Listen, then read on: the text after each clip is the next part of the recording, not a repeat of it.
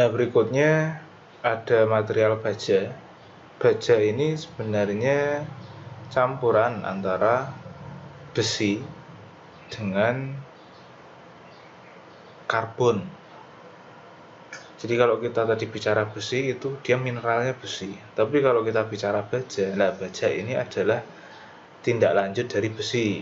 Mudahnya seperti itu. Karena baja itu campuran utamanya adalah besi dan karbon. Selain itu juga banyak ditambahkan mineral-mineral lain, tapi jumlahnya nggak terlalu banyak. Misalkan mangan, fosfor, sulfur, silikon, dan lain sebagainya. Nah,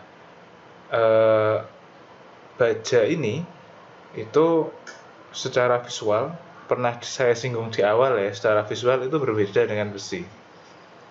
Jadi kalau kita dengar kata-kata besi hitam, nah itu merujuk ke baja sebenarnya. Jadi kalau lihat paku, sebenarnya kalau coba jalan-jalan ke toko material, itu ada paku besi dan paku baja.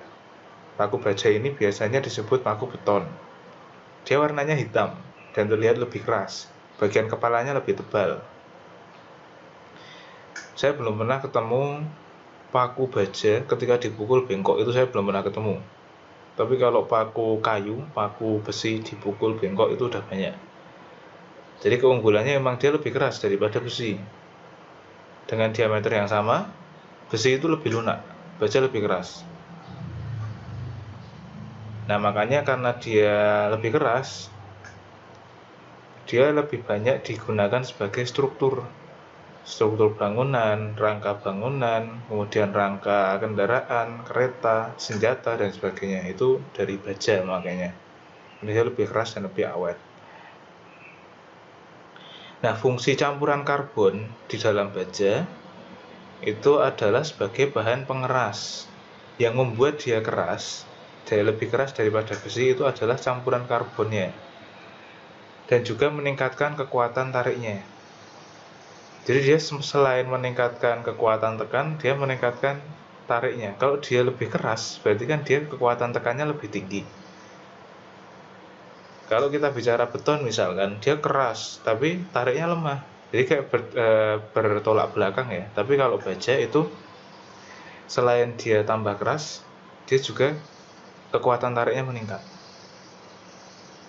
Jadi lebih ke apa ya? Kalau kita bilang baja itu keras atau lunak, dia lebih kokoh, solid, atau lebih mudah berubah bentuk, itu kan sebenarnya perilaku atom-atom penyusunnya.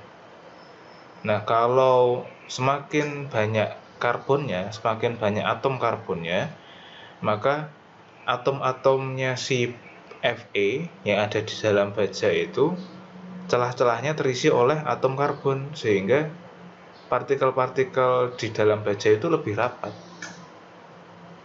Maka baik itu tahanan tekan maupun tariknya dia sangat tinggi, karena antar partikel di dalam baja itu sudah terisi oleh partikel karbonnya, jadi lebih rapat dan keras. Proses pembuatannya itu mirip dengan pembuatan besi cair.